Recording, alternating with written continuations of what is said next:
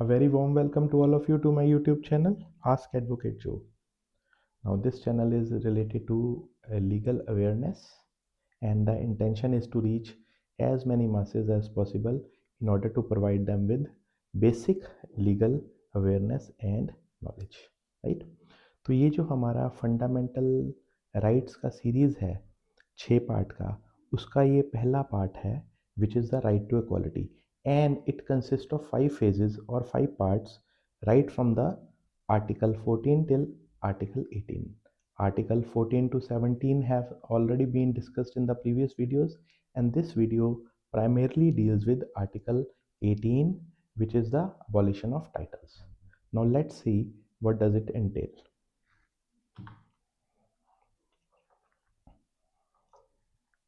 यहाँ पे अगर हम देखें, इफ वी सी आर्टिकल 18 क्या कहता है. आर्टिकल 18 सिंपल ये कह रहा है abolition of title.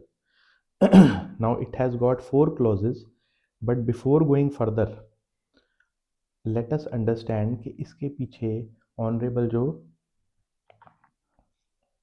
Four fathers हैं कॉन्स्टिट्यूशन के, उनका क्या माइंडसेट रहा होगा या उनकी क्या थॉट प्रोसेस रहा होगा, why they thought of including this article 18 in the constitution, right. See, we need to go back in the historical times.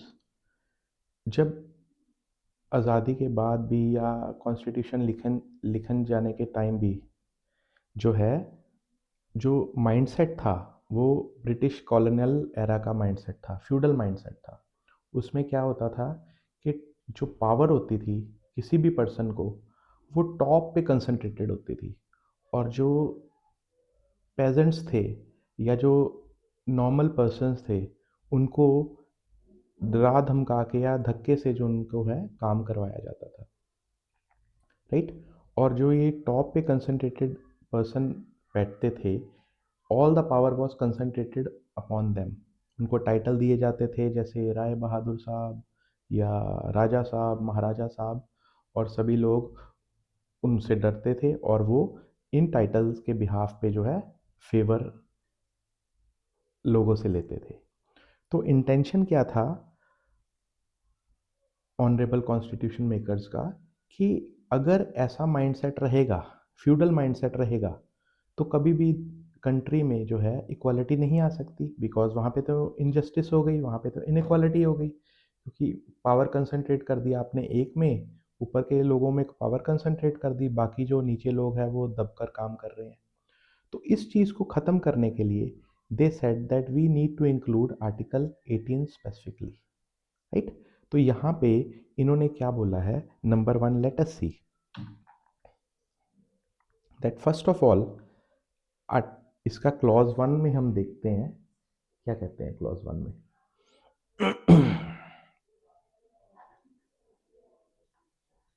Clause 1 of article 18 ये क्या कह रहा है कि स्टेट को अलाउड ही नहीं है, या स्टेट को प्रोहिबिशन है, that state it can not confer any title,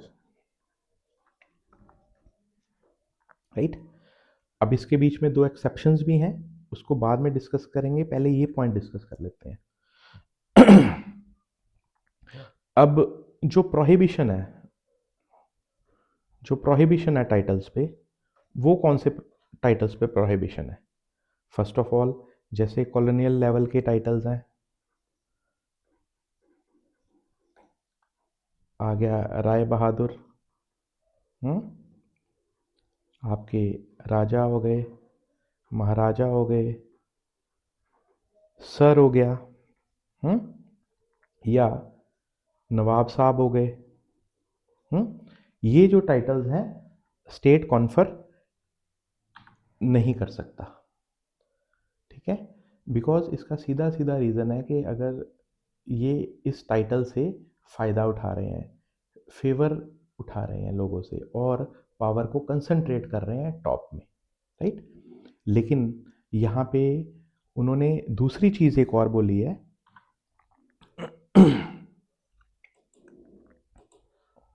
कि इसके अलावा स्टेट और कोई टाइटल भी कॉन्फर नहीं कर सकता, राइट। अब यहां पे बहुत जो है क्लियर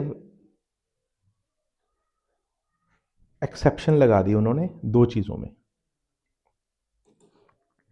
दो चीजों में क्या एक्सेप्शन लगा दी कि one is the military awards and second is the academic distinctions.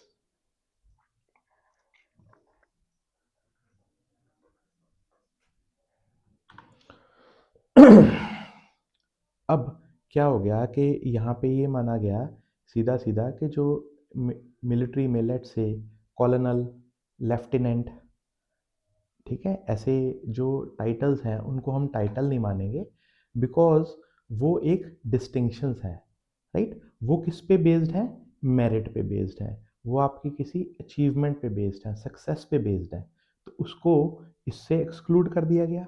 दूसरी चीज़ आ गई एकेडमिक डिस्टिंक्शंस, जैसे कि कोई डॉक्टर हो गया टाइटल, या इंजीनियर हो गया, सीए हो गया, एडवोकेट हो गया, प्रोफेसर हो गया, इनको हम यूज़ कर सकते हैं, right? Because they are academic distinctions, right? They are earned through achievement or success. They are earned through merit. Clear? So अगर हम इसको क्लियरली देखें तो ये यहाँ पे क्या हो गया कि अगर कोई मेरिट बेस्ड होगा या अचीवमेंट के बेस पे होगा, एकेडमिकली बेस्ड होगा, तो वो अलाउड होंगे, ठीक है, वो चीज़ें अलाउड होंगी।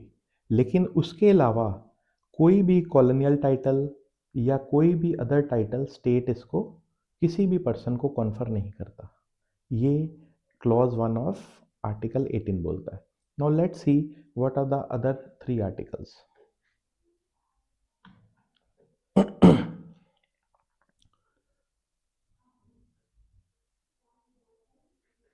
नाउ द अदर 3 क्लॉजेज, तो क्लॉज 1 में हमने देख लिया, अब हम आते हैं क्लॉज 2 में। क्लॉज 2 क्या कह रहा है कि अगर कोई सिटीजन है इंडिया का, राइट, वो किसी भी फॉरेन स्टेट से टाइटल को एक्सेप्ट नहीं कर सकता, ठीक है। क्लॉज 1 में हमने देखा कि स्टेट किसी भी को भी पर्सन को टाइटल कन्फर नहीं कर सकता other than the military distinctions या फिर एकेडमिक डिस्टिंक्शंस। क्लॉज 2 में क्या बोला उन्होंने? क्लॉज 2 में बोला कि कोई भी जो सिटीजन है इंडिया का, वो फॉरेन स्टेट से टाइटल को एक्सेप्ट नहीं कर सकता। क्लियर है? Now let's say what does clause 3 says.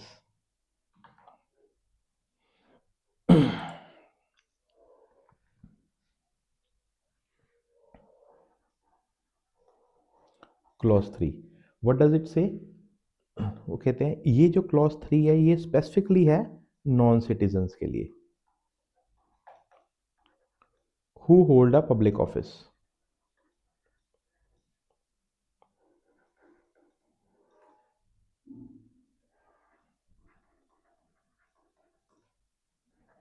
और ट्रस्ट।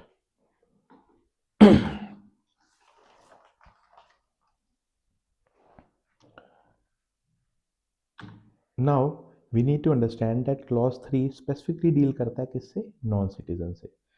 नॉन सिटीजन यानी कि जो कि सिटीजन इंडिया के नहीं है, वो किसी और कंट्री के सिटीजन है, लेकिन वो हमारी कंट्री में गवर्नमेंट ऑफिस होल्ड करते हैं, ऑफिस ऑफ प्रॉफिट या फिर ऑफिस ऑफ ट्रस्ट होल्ड करते हैं। इसका क्या मतलब हुआ office holding the office of profit और office of trust?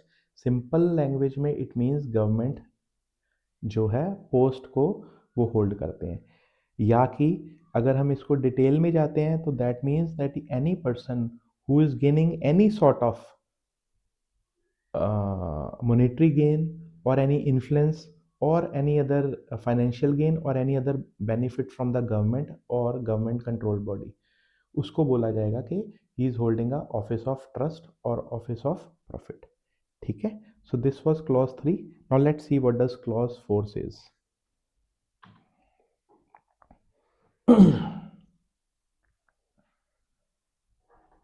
Clause 4, clause 4 क्या कहता है कि यहां पे इन्होंने डिस्टिंक्शन दे दी नो पर्सन की. सो इंपॉर्टेंट यहां पे पर्सन है. See, one thing we need to be clear is clause second में उन्होंने बोला कि जो सिटीजन है उसके रिगार्डिंग बता दिया. क्लॉज 3 में नॉन सिटीजन जो कि गवर्नमेंट की पोस्ट होल्ड कर रहा है उसको प्रोहिबिट कर दिया. लेकिन क्लॉज 4 में इन्होंने वर्ड सिटीजन या नॉन सिटीजन यूज नहीं करा. यहाँ पे इन्होंने वर्ड क्या यूज करा है, person. That means which implies that this clause 4 deals primarily with citizens as well as non citizens. ठीक है. तो कोई भी जो पर्सन है, either that person is a citizen of India or that person is a non-citizen of India. If that person holds a office of profit, government post, ठीक है, इसको हम ऑफिस ऑफ प्रॉफिट या ट्रस्ट बोलेंगे.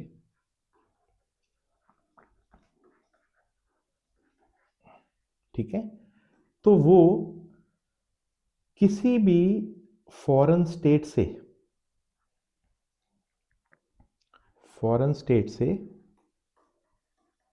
क्या accept नहीं कर सकता. पहली चीज है किसी भी तरह का present,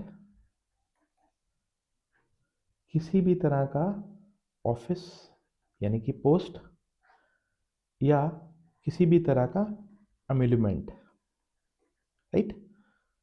without what, without the consent of the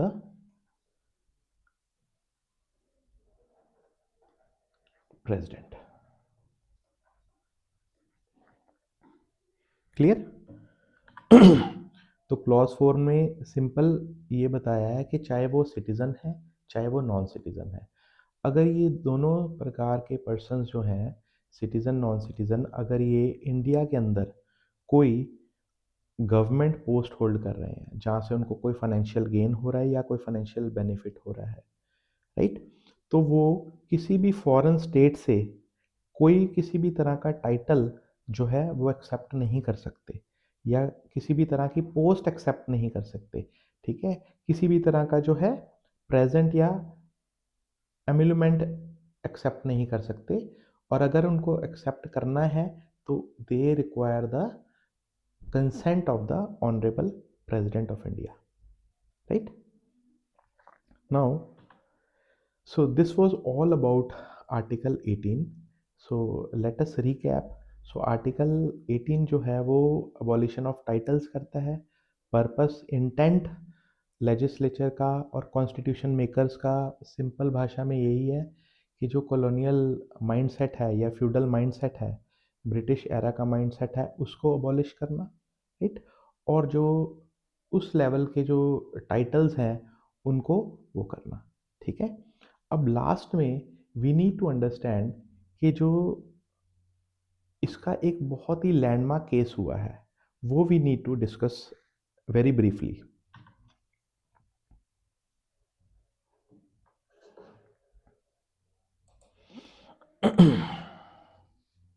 very very important case.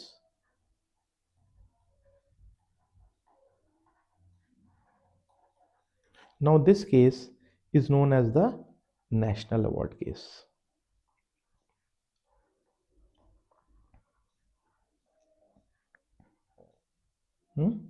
So 1996 का केस है ये. Balaji Raghavan versus union of India. इसको डिटेल में समझते हैं। अब क्या हुआ कि बालाजी राघवन साहब जो थे, इन्होंने एक पिटीशन लगाई, ठीक है, कहाँ पे? हाई कोर्ट ऑफ केरला में। तो honourable high court of Kerala में इन्होंने पिटीशन लगाई under the writ of mandamus. Mandamus क्या है? रिट्स को हम किसी नेक्स्ट वीडियो में will discuss all about writs, but मैं ब्रीफ में बता देता हूँ that writ writ of mandamus, it is a mandamus is a Latin word for we command. दैट मीन्स कि जो है आप कमांड कर रहे हो, आप कमांड कर रहे हो या कंपेल कर रहे हो किसी गवर्नमेंट ऑफिस को या किसी पब्लिक बॉडी को या किसी लोअर कोर्ट को। वेरी वेरी इंपॉर्टेंट दैट ये एक तरह से कमांड होता है कि किसी गवर्नमेंट ऑफिस को या किसी पब्लिक बॉडी को या किसी लोअर कोर्ट को to perform their mandatory public duty, ठीक है, जिसको वो की फेल कर गए परफॉर्म करने में, और they have refused to perform that duty. Very very important, ठीक है जी।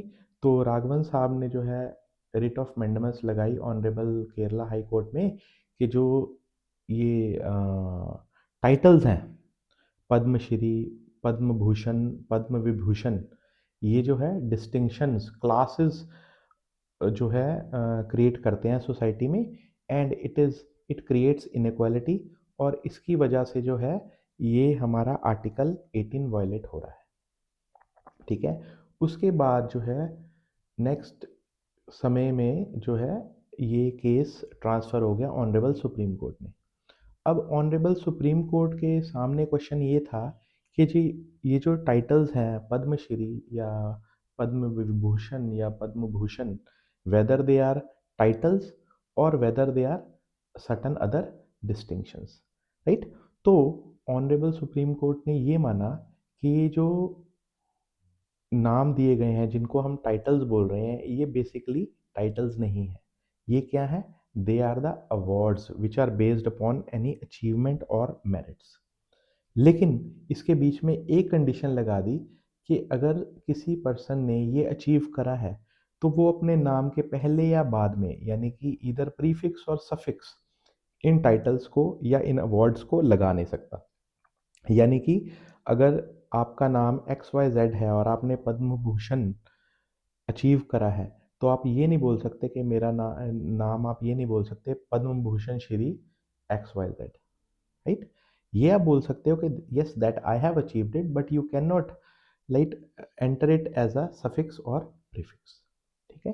तो अगर ऐसा होता है, अगर इसकी वायलेशन होती है, तो वो टाइटल छीना भी जा सकता है, that can also be forfeited. तो ये बहुत इंपॉर्टेंट जजमेंट थी, राइट।